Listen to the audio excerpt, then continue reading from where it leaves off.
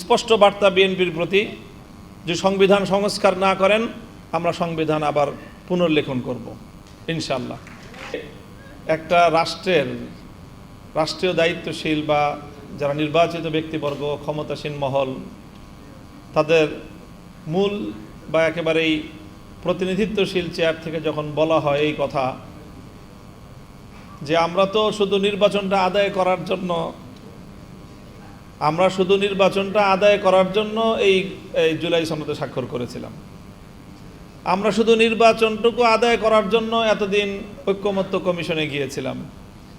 আমাদের তো আসলে ঐক্যমত্যেরও কোনো ইচ্ছা ছিল না, আমাদের সংস্কারও কোনো ইচ্ছা ছিল না, আমাদের তো শুধু ইচ্ছা ছিল যে কোনোভাবে নির্বাচন করে ক্ষমতায় যাওয়া। এই কথা যদি একটা শাসক মহলের প্রতিনিধিত্বশীল ব্যক্তিরা বলতে পারে তো আমার কাছে তো আমার মনে হয় যে আকাশ ভেঙে পড়ার মতো। যে লজ্জা হলো ঈমানের অঙ্গ, লজ্জা বা হায়া এটা ঈমানের অঙ্গ। আলোচনা হলো গণভোট, রাজনীতি। আমি এই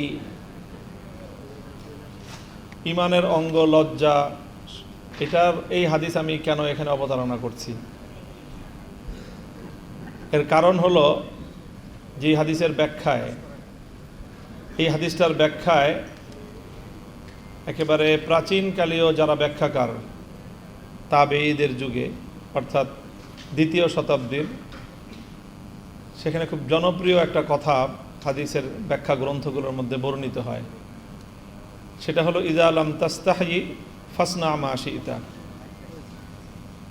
যে যদি তোমার লজ্জা না থাকে তাহলে তোমার দ্বারা পৃথিবীতে সব ধরনের কাজই করা সম্ভব।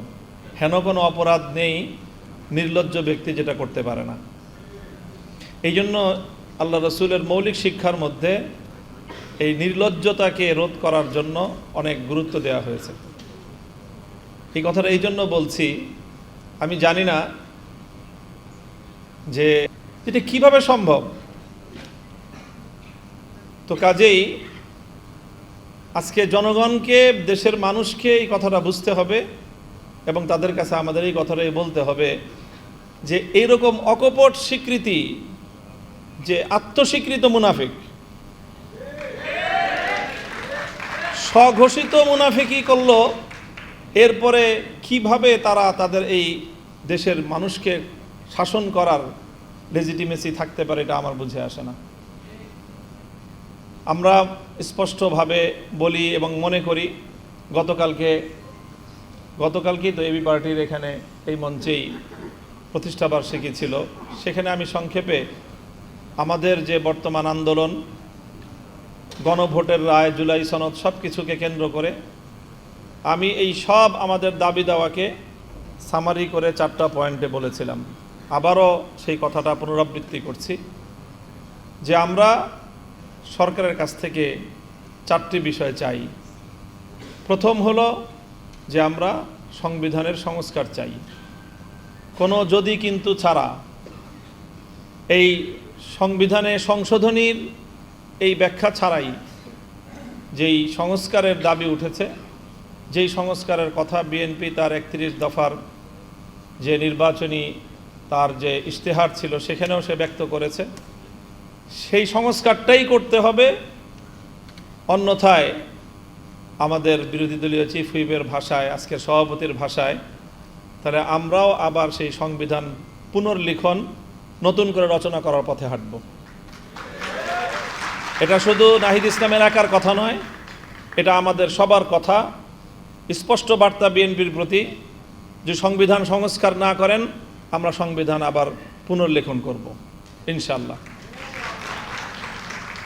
আমরা দ্বিতীয় যে আমাদের বাংলাদেশের মানুষের যে অভিপ্রায়, বিপ্লবের যে অভিপ্রায়, সেটা হলো আমরা ক্ষমতার বিকেন্দ্রীকরণ চাই এবং আমরা ক্ষমতার মধ্যে একটা ভারসাম্য চাই।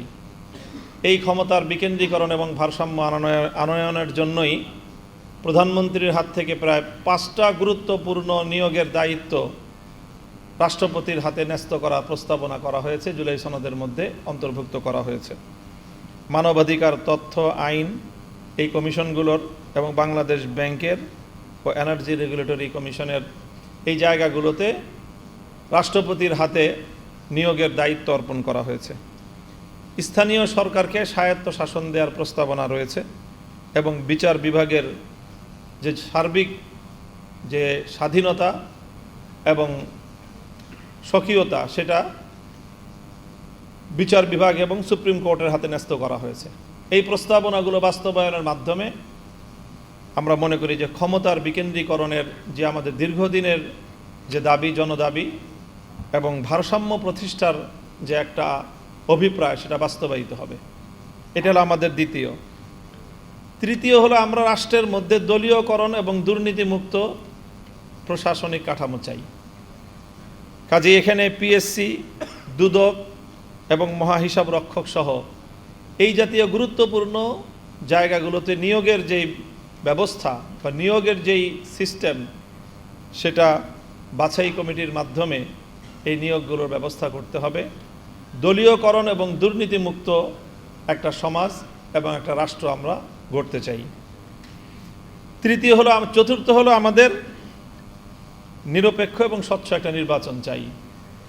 সেই 90-এর দশক থেকে বাংলাদেশের মানুষ নিরপেক্ষ নির্বাচনের জন্য যেই পরিমাণ আন্দোলন বাংলাদেশে হয়েছে, একটা নিরপেক্ষ নির্বাচন ব্যবস্থা প্রতিষ্ঠার জন্য আমি জানি না সমকালীন পৃথিবীর অন্য কোনো দেশে এত বেশি আন্দোলন সংগ্রাম, এত বেশি জীবন দান, এত বেশি সম্পদের ক্ষয়ক্ষতি, এত আন্দোলন সংগ্রাম আর কোনো দেশে হয়েছে আমার জানা নেই।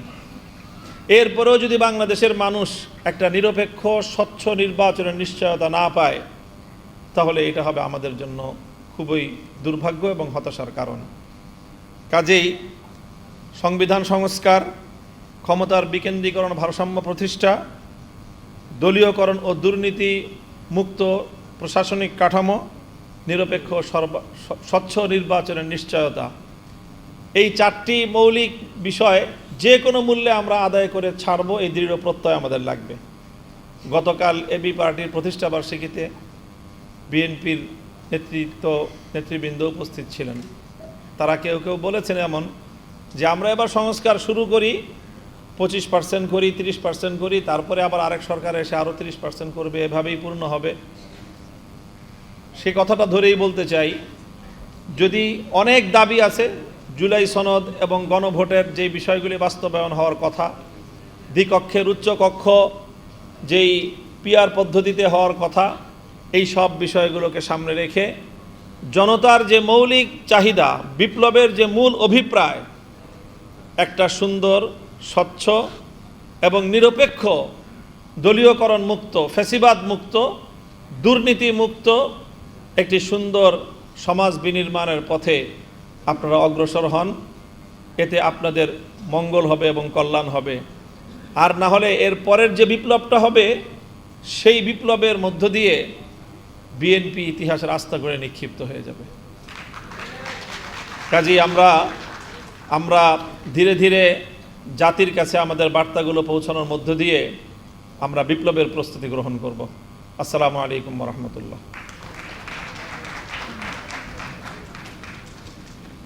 ধন্যবাদ আমিরে মজলিস মাওলানা মামুনুল হক সাহেবকে।